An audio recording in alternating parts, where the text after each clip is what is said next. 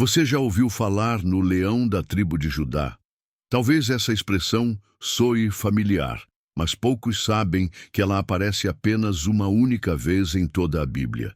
E mesmo assim, carrega um significado imenso e profundamente revelador. Essa expressão não é só um título poético, nem uma metáfora isolada. Ela aponta para uma das verdades mais poderosas sobre Jesus Cristo. A referência está no capítulo 5 do livro de Apocalipse. Imagine a cena. João, o apóstolo amado, é levado em espírito para o céu, onde presencia visões grandiosas. Diante dele surge um livro selado com 7 selos, e a tensão cresce à medida que se procura alguém digno de abri-lo. O silêncio é esmagador. Nenhum ser no céu, na terra ou debaixo da terra é encontrado digno sequer de olhar para o livro, quanto mais de abri-lo. João começa a chorar desesperadamente. Seu coração se parte ao perceber que ninguém é digno. Mas então, um dos anciãos o consola com uma palavra que ressoa com majestade e esperança.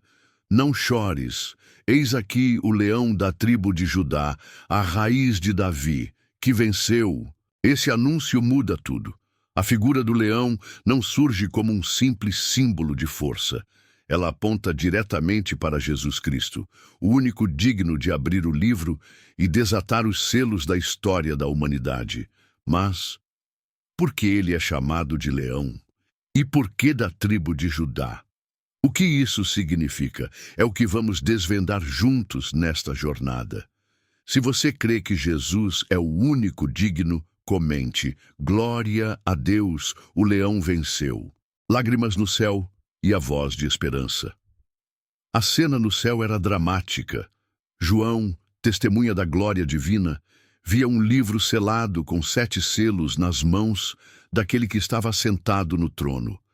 Este livro representava os desígnios de Deus, o plano da redenção, o destino da criação, mas ninguém, absolutamente ninguém, era digno de abri-lo, nem os anjos, nem os patriarcas, nem os profetas, nem os mártires, nem mesmo os seres celestiais mais próximos do trono ousavam tocá-lo. Diante dessa realidade, o coração de João se desfaz. Ele chora, mas não são lágrimas comuns. Ele chora muito porque percebe o abismo que separa a humanidade da vontade perfeita de Deus. Era como se toda a esperança estivesse selada naquele livro e trancada para sempre. Mas então surge uma voz. Uma voz que vem de um dos anciãos ao redor do trono. E ela carrega autoridade, ternura e poder. Não chores, ele diz. Eis aqui o leão da tribo de Judá, a raiz de Davi, que venceu. O consolo não vem com promessas vagas, mas com uma revelação gloriosa. O leão venceu, e por isso ele é digno. Digno de abrir o livro, digno de revelar o plano eterno de Deus, digno de reger a história, digno de receber a adoração de toda criatura. A esperança que parecia perdida renasce com um nome: Jesus Cristo. Ele não é apenas um personagem da Bíblia. Ele é o centro de toda a história, o único que venceu a morte, o pecado e o inferno. Se você já foi alcançado por essa vitória, escreva nos comentários: ele venceu por mim. Do fim ao começo, a raiz de um mistério. Para entendermos por que Jesus é chamado de leão da tribo de Judá, precisamos fazer uma viagem do último livro da Bíblia, Apocalipse, de volta ao primeiro, Gênesis. A revelação no céu não é uma novidade, isolada. Na verdade, ela ecoa uma antiga promessa, feita milhares de anos antes, nas palavras de um homem prestes a morrer, Jacó, o patriarca de Israel. Em Gênesis 49, Jacó reúne seus 12 filhos para lhes dizer o que acontecerá com seus descendentes. Ao chegar em Judá, seu 4º filho, ele profere uma bênção carregada de simbolismo profético. Judá, você é um leãozinho. O cetro não se afastará de Judá, nem o bastão de comando de entre seus pés, até que venha aquele a quem ele pertence. GN 49, 9 e 10. Essas palavras, ditas no leito de morte de Jacó, são muito mais do que um elogio.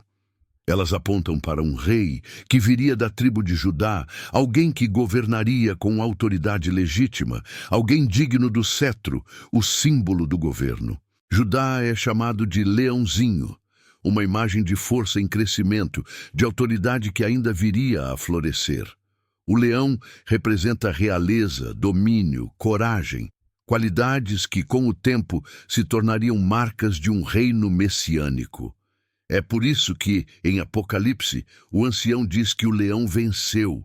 Ele está identificando Jesus como o cumprimento daquela promessa milenar.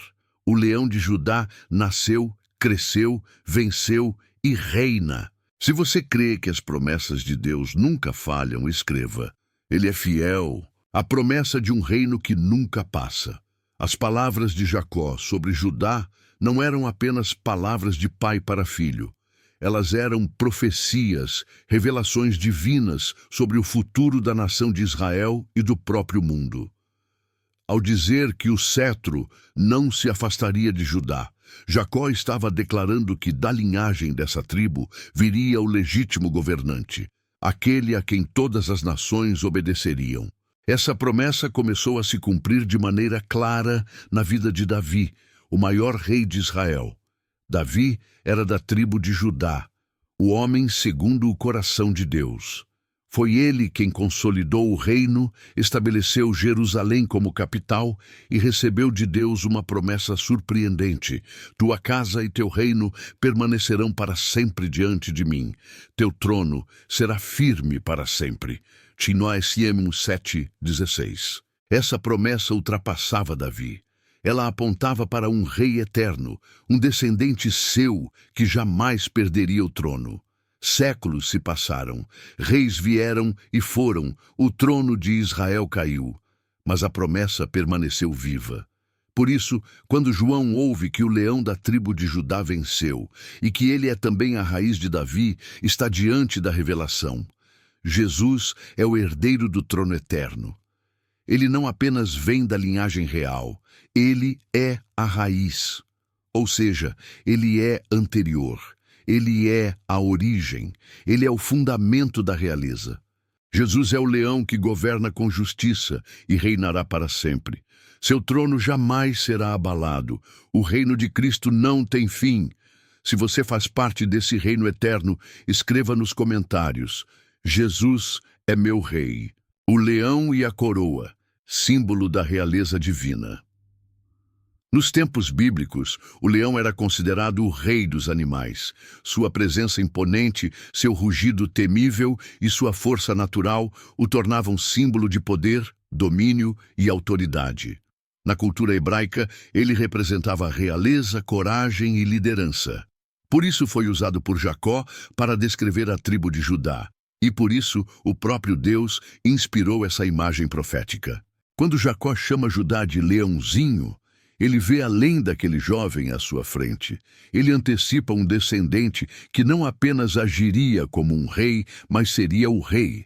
A partir da tribo de Judá viriam reis poderosos, como Davi e Salomão, mas a profecia ia muito além deles. A imagem do leão também se tornaria um símbolo político e espiritual para o povo de Israel. Representava o governo legítimo, a liderança escolhida por Deus. E ao longo do Antigo Testamento, os profetas reafirmariam essa esperança. Um dia, viria um governante que reinaria com justiça e retidão. Ele seria forte como um leão, mas também justo e misericordioso. Essa promessa messiânica não se restringia à história de um povo.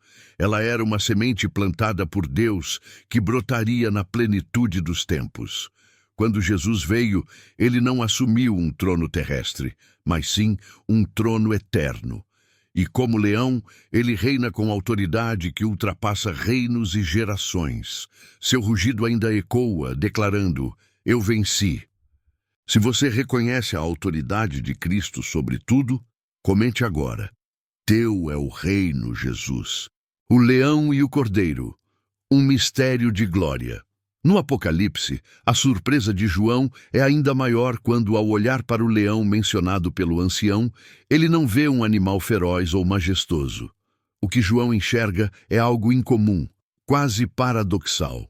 Então vi um cordeiro como se tivesse sido morto em pé. Ap 5:6. Como assim? O leão é um cordeiro? Sim. Jesus é ao mesmo tempo o leão que venceu e o cordeiro que foi morto. Ele reúne em si duas naturezas aparentemente opostas: força e mansidão, majestade e sacrifício, poder e humildade. Na natureza, o leão e o cordeiro jamais caminham juntos. Um é predador, o outro presa. Mas em Cristo, o impossível se torna realidade. Ele venceu, não pela força das armas, mas pelo poder do amor sacrificial. Como cordeiro, ele foi levado ao matadouro. Não abriu a boca, não resistiu. Suportou a cruz, a vergonha, a rejeição. Foi esmagado pela culpa que não era dele, mas nossa. E por isso, ele é digno. Como leão, ele ressuscitou. Triunfou sobre a morte. Exaltado à direita do Pai, ele reina com autoridade incontestável, e seu rugido cala toda voz do inimigo. A cruz foi seu campo de batalha. A ressurreição, sua vitória. Essa é a beleza do Evangelho. O leão venceu como cordeiro, e o cordeiro reina como leão. Nele se encontram o poder de Deus e a compaixão do Salvador. Se você adora o cordeiro que reina como leão, escreva: toda a honra a Jesus. O rei prometido nasceu em Belém. As promessas sobre o leão da tribo de Judá, o herdeiro do trono de Davi, não ficaram perdidas no tempo. Elas se cumpriram de forma exata e milagrosa no nascimento de Jesus Cristo. Séculos antes, o profeta Miqueias declarou que o Messias nasceria em uma pequena e aparentemente insignificante cidade. E tu, Belém Efrata, de ti sairá aquele que há de reinar sobre Israel, cujas origens são desde os tempos antigos. Book 5:2. E foi exatamente ali, em Belém, cidade de Davi, que Jesus nasceu, não por acaso geográfico, mas por cumprimento profético. A localização, a linhagem e até o contexto político foram alinhados pela mão soberana de Deus. Embora tenha nascido em uma manjedoura, sem pompa ou coroas visíveis, ali estava o Rei Eterno, o leão prometido, aquele a quem o cetro pertencia desde a eternidade. Os céus sabiam quem ele era. Uma estrela brilhou, anjos anunciaram, pastores se prostraram, magos do Oriente trouxeram presentes dignos da realeza. Mesmo em sua infância, Jesus carregava os traços da promessa. Filho de Davi, da tribo de Judá, nascido em Belém, conforme anunciaram as Escrituras. Nada escapou ao plano de Deus. Tudo foi cumprido, palavra por palavra. O céu e a terra testemunharam. O rei havia chegado. O cordeiro nasceu como homem, mas sua identidade real jamais foi perdida. Ele era e sempre será o leão. Se você crê que Deus cumpre tudo o que promete, comente: o rei nasceu, o leão andou entre nós. Jesus não apenas nasceu como o rei prometido, ele viveu entre nós como tal. Durante seu ministério terreno, cada palavra, cada milagre, cada gesto seu revelava quem ele realmente era. O leão da tribo de Judá em ação, cheio de autoridade divina. Ele não precisou de um exército. Sua presença era suficiente para fazer demônios se curvarem e tempestades se calarem. Com uma só palavra, ele levantava paralíticos, curava cegos, purificava leprosos e ressuscitava mortos. A natureza o obedecia. Os espíritos malignos o temiam. As multidões o seguiam, maravilhadas com sua autoridade. Mas mais impressionante do que o poder de curar era seu poder de perdoar pecados, algo que só Deus pode fazer. E ele o fazia com autoridade, mostrando que não era apenas um profeta ou mestre. Ele era o próprio Filho de Deus. Seus ensinos abalavam estruturas religiosas. Sua sabedoria confundia os sábios. Suas palavras transformavam corações. Ele não usava uma coroa de ouro, mas falava com a majestade de quem carrega um reino eterno dentro de si. E mesmo assim, o leão caminhava com mansidão, tocando os rejeitados, comendo com pecadores, acolhendo os quebrados. Nele, força e compaixão andavam juntas. Glória e graça se abraçavam. O leão estava entre nós, e poucos o reconheceram. Se você reconhece a presença de Jesus em sua vida, escreva: o leão vive. O cordeiro se entrega. O leão vence. Apesar de sua autoridade divina e linhagem real, Jesus não subiu ao trono terreno. Em vez disso, ele foi traído, rejeitado, humilhado e crucificado. Aquilo que parecia ser o fim da esperança era, na verdade, o ápice do plano eterno de Deus. O leão não rugiu, ele se calou e, como cordeiro, foi conduzido ao matadouro. Ele poderia ter chamado legiões de anjos, poderia ter feito a terra tremer, mas escolheu sofrer. Por nós, levou sobre si nossos pecados, nossas dores, nossas culpas. Ele bebeu até a última gota do cálice da ira divina para que pudéssemos beber da graça. Na cruz, o que o mundo viu como fraqueza era, na verdade, a maior demonstração de poder e amor já vista. Ali, o cordeiro se deixou imolar. Mas o leão rugia em silêncio. Ele estava vencendo não com violência, mas com redenção. O que era derrota tornou-se triunfo eterno.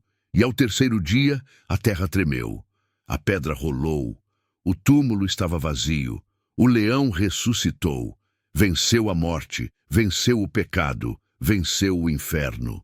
A cruz, que foi símbolo de vergonha, se tornou o trono da vitória.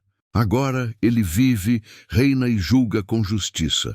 O leão conquistou o direito de abrir o livro selado. Ele é digno porque pagou o preço que nenhum outro poderia pagar.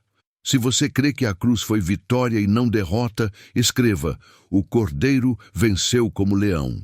O leão reina para sempre. Agora que sabemos quem é o leão da tribo de Judá, tudo muda. Ele não é apenas uma figura simbólica ou um personagem de histórias antigas. Ele é real, vivo e reina neste exato momento. Jesus Cristo, o leão vitorioso, está entronizado no céu à direita do Pai. Toda a autoridade lhe foi dada no céu e na terra. Ele governa a história, sustenta o universo e tem nas mãos o livro da redenção, aquele que ninguém mais podia abrir. Os anjos o adoram, os santos o glorificam, os céus proclamam: digno é o cordeiro que foi morto de receber poder, riqueza, sabedoria, força, honra, glória e louvor. Apocalipse 5:12. Mas ele não é apenas o Rei dos céus, ele deseja reinar em nossos corações. Ele venceu por nós, mas também vive em nós, guiando, transformando, libertando.